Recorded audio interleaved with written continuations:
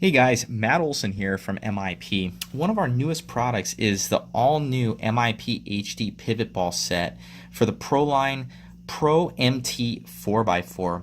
A lot of guys are loving this new truck, but one of the issues is their current pivot balls that they have on there seem to break at the neck.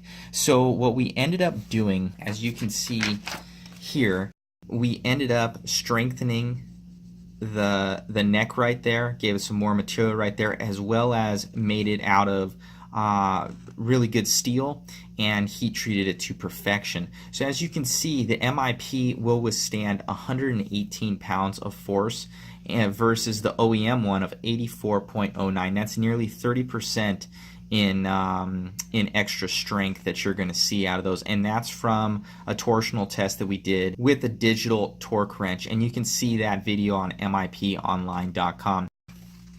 Anyways, guys, you're going to need two of these pairs to make it possible to rebuild your Pro-Line Pro-MT 4x4, and that again is part number 18330. So let's go right through what you're going to do to remove and install the all-new MIP Pivot Ball Set. You're going to need two wrenches. You're going to need the 3.0 as well as the 2.0. If you want to get the MIP ones, super nice tips. It's part number 9011 for this one and 9008 for this one, for the 2.0.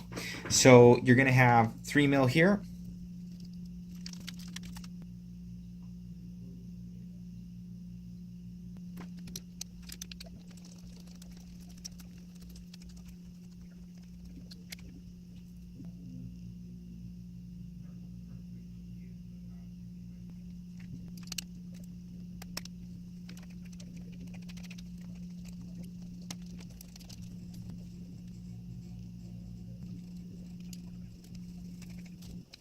And that's it, guys.